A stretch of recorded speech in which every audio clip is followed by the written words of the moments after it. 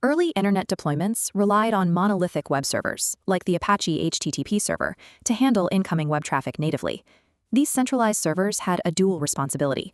They had to receive the raw network connections directly from the client and simultaneously execute the dynamic Common Gateway Interface scripts required to build the web page.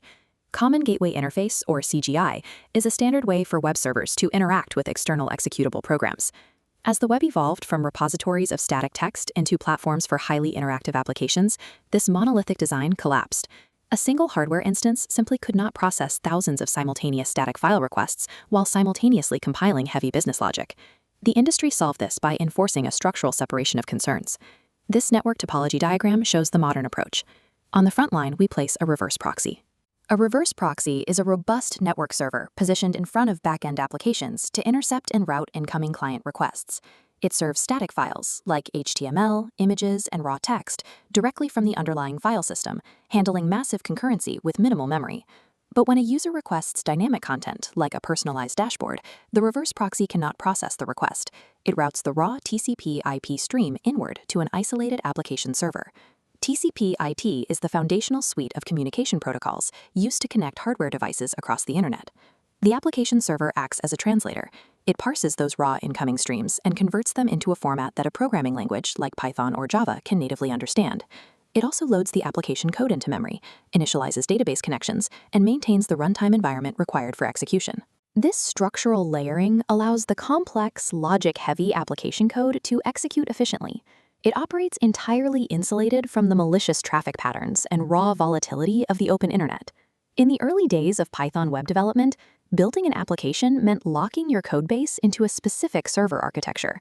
A developer writing a Django application required a specialized server built solely for Django, and a Flask developer needed an entirely incompatible alternative. To eliminate this fragmentation, the Python community introduced gateway interfaces. These are strict software protocols defining exactly how the server infrastructure and the application framework must communicate with each other. By adhering to a universal protocol, engineering teams gained the ability to swap out their underlying application servers at will without rewriting a single line of their framework's business logic. Introduced via a Python enhancement proposal in 2003, the Web Server Gateway Interface, or WSGI, became the undisputed deployment standard for the Python ecosystem. WSGI models the web as a strictly synchronous, linear request-response cycle. It operates on the assumption that a server will receive an HTTP request, process it sequentially from start to finish, and return a complete response before it acknowledges the next pending task. This visual layout demonstrates the WSGI specification. The application server invokes the web application as a simple Python callable object, passing two exact arguments. First is the environment dictionary, a comprehensive list of HTTP headers and metadata. Second is the start response callable, a function the application uses to initiate the HTTP status code and response headers before transmitting the physical body data. WSGI unified Python web deployment. However, its architectural design permanently anchored applications to a strict timeline where computational tasks must be completed in sequential order. The architectural design of WSGI is strictly synchronous and blocking. In this split-screen diagram, we see the WSGI model. It smoothly processes pure computational requests. But for input-output operations, like querying a database, it halts the entire process. The execution thread stops while waiting for the network. During that waiting period, that specific execution thread is mathematically incapable of processing other connections. The incoming queue simply piles up. To handle concurrent traffic under the WSGI paradigm, administrators must spawn multiple distinct operating system-level processes or threads to absorb the blocked queue. This multi-process scaling strategy incurs significant overhead. If your application framework requires 150 megabytes of memory to load its base dependencies, spinning up 8 distinct workers will consume 1.2 gigabytes of physical system RAM, mostly to sit idle, waiting for network data. Because holding a thread open indefinitely exhausts server resources, WSGI is structurally incapable of supporting continuous data streams like WebSockets or long polling. To solve this concurrency bottleneck, the Asynchronous Server Gateway Interface, or ASGI, was developed for real-time web infrastructure. ASGI abandons the strictly synchronous cycle. Instead, it utilizes non-blocking, cooperative multitasking, powered entirely by a single-thread event loop. Now looking at the ASGI architecture, when an application encounters a slow database query, it does not halt. The event loop temporarily shelves that task. The thread immediately context switches to process the incoming queue. Once the database responds, it resumes the original task. The premier execution engine for this architecture is Uvicorn. Uvicorn derives its performance from uloop, a specialized Python extension that executes the event loop at up to 4 times the speed of native Python. Python is a programming language that makes writing C extensions for Python as easy as Python itself. An ASGI application is structured as an asynchronous function, requiring 3 distinct parameters. First is the scope dictionary. The scope contains connection-level metadata that persists for the entire lifespan of the connection, identifying if the transport layer is standard HTTP or a WebSocket. Second are the receive and send asynchronous callables, handling the continuous data flow. These allow the framework to process chunks of data as they arrive and dynamically push real-time response streams back to the connected user. By decoupling the connection lifecycle from linear code execution, ASGI allows a single thread to concurrently multiply tasks, eliminating the synchronous bottleneck. A pervasive point of confusion in modern Python deployments is the assumption that engineers must choose between Gunicorn and Uvicorn. Uvicorn functions as a high-throughput execution engine, but running it as a standalone process introduces significant fragility. If that singular process crashes due to an unhandled memory exception, the entire application drops offline immediately.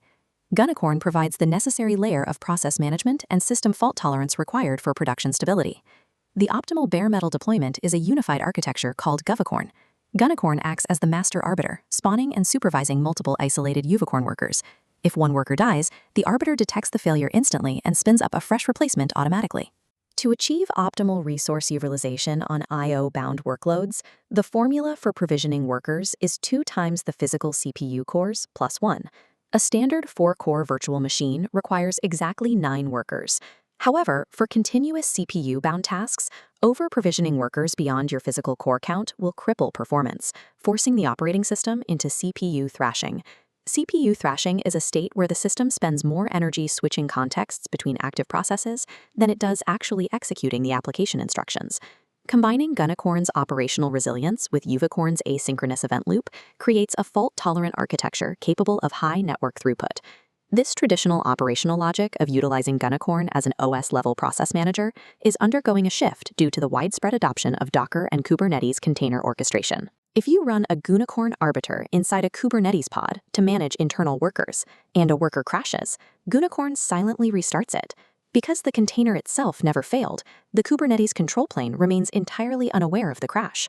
This masks systemic code issues and compromises the accuracy of cluster autoscaling metrics. The standard for highly containerized microservices is deploying a single standalone Uvicorn instance per container. If a process crashes, the container instantly terminates. The Kubernetes control plane detects the failure immediately, spinning up a fresh replacement pod, offloading process management to the cluster level. For deployments that still necessitate a process manager, systems engineers enforce strict stability optimizations. By setting Gunicorn's preload configuration flag, the arbiter loads the entire application codebase into memory before forking the workers. The newly spawned child processes then utilize copy-on-write memory semantics. Copy-on-write is a resource management technique where multiple processes share the same memory data until one needs to modify it, reducing total RAM consumption. Engineers must also mitigate the heartbeat infrastructure vulnerability. Gunicorn verifies worker health via a continuous file system call. If this temporary directory is located on a physical disk, intense operations delay it. The arbiter will falsely assume the worker is dead and execute a termination command. The engineering fix is mapping the temporary worker directory to /dev/shm, which is an in-memory partition. This ensures the heartbeat system operates at the speed of RAM, immune to physical disk contention. To prevent memory leaks, workers are configured to exit after serving a set number of requests. But if 4 identical workers hit their limit simultaneously, it causes a thundering herd outage where traffic capacity drops to 0. Setting the max requests jitter parameter solves this by adding a randomized integer offset to each worker's limit, staggering the respawn cycle over time. Production security requires that application servers never perform heavy cryptographic SSL handshakes or face the raw internet directly. These tasks belong to the reverse proxy. SSL and TLS are standard cryptographic protocols for encrypted communication.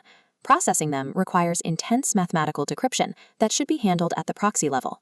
True system scalability is achieved by maximizing raw code execution speed while isolating the application logic from network layer volatility.